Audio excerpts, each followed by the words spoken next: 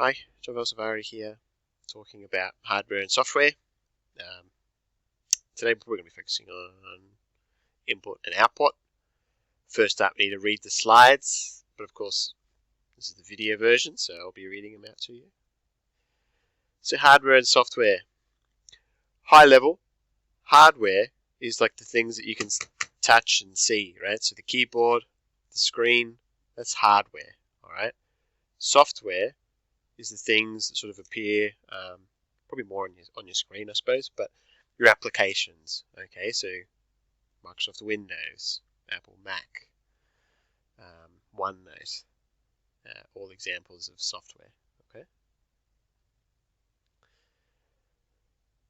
What are digital technologies? So any technology is controlled using digital instruction, including hardware, software, digital media, and media devices, toys, accessories, communication technologies,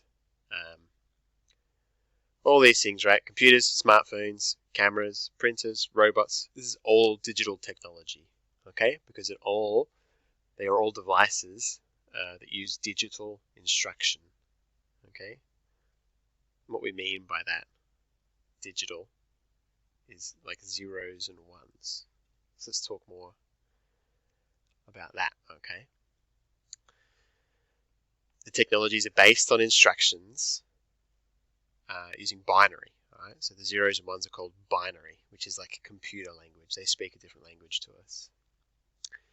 Our data might look like this, right? It might be pictures, it might be text, colors, all sorts of different things.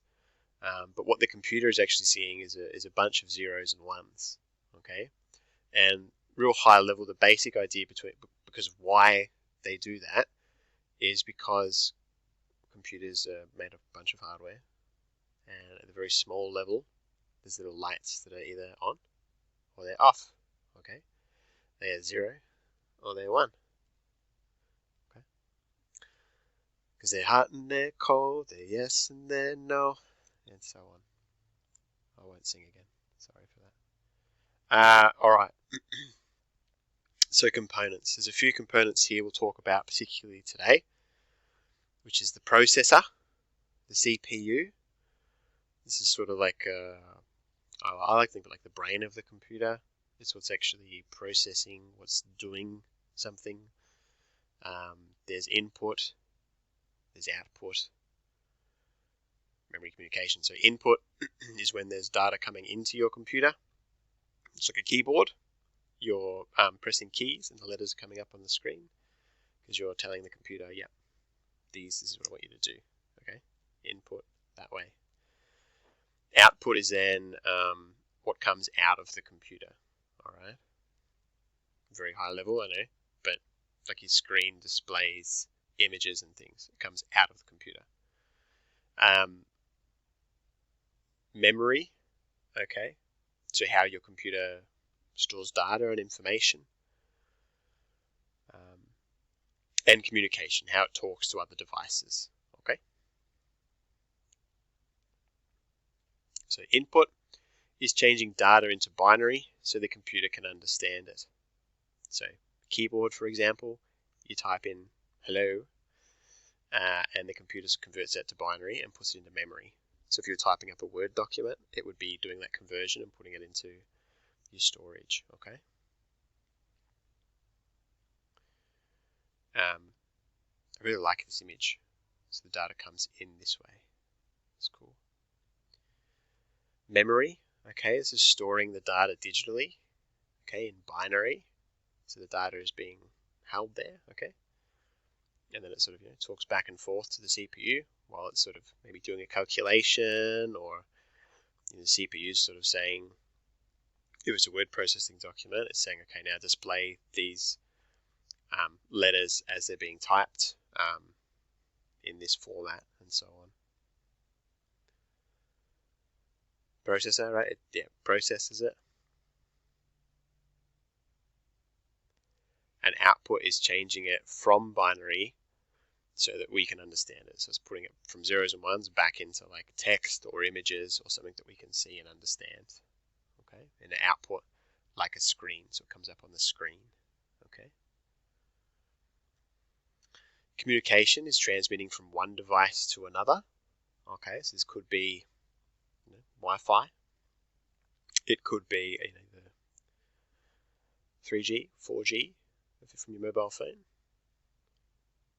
Yeah, and it's just from one device to another. So it could be mobile phone to computer, it could be mobile phone to mobile phone, gaming console to gaming console. It could be all these things. All right, input, output. All right. So here's some examples. Input, the touch screen, because you're touching, you're giving it whereabouts you're touching the screen. A keyboard is sending letters in. Camera, sending images in. Microphone, voice. Scanner, right? Barcode reader. A digital camera. A CD or a DVD. It's like sort of inputting data that way. Output, the screen, right? Images and things. The speakers with sound. Headphones, sound. Printer, okay, sending out pages. Or you could be writing something to a CD or a DVD as well, okay? All right, mix and match. This is our first activity that you'll do in just a moment. Basically, for all of these devices that are listed here, you've got to put them into either input or output. You've got to decide which one they are, okay? Let me just sort of zoom back out. I'll show you where that is just a bit further down on this page. Here it is, task 2. Okay, you've got your list just here.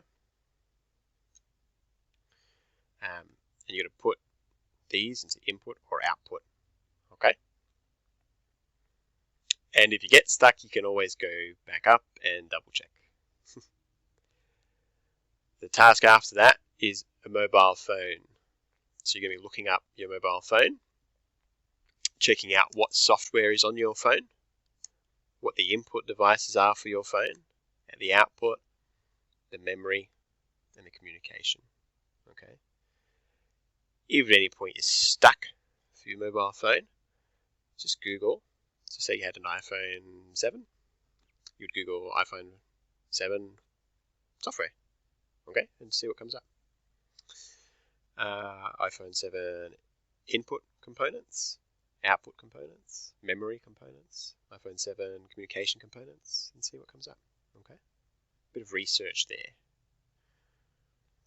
Might even change that to research and list mobile phone components. All right, and the last one is you choose a single device and answer the following questions. So what is the device? Include a description, the precise model, and an image of it. And then go through what are the components of the digital device. So if you did a phone here, maybe you could do a gaming console here, or you could do your laptop, or you could do a different phone. Okay, maybe a phone that you would like to have. Okay, and that's it for today. See how you go. All right, if you don't get it finished, just get done whatever you can get done in the allocated time. Okay. Mobile phone, some answers here to help you if you get stuck there. If we scroll back up, the input output, that's there to help you as well with task 2. All right, so you've done task 1 because you've watched this video, and now you just need to start doing task 2, 3, 4. Okay, any questions? Ask your DT teacher. Put your work in your OneNote, or of course, if you get stuck, email always works too. Thanks for watching.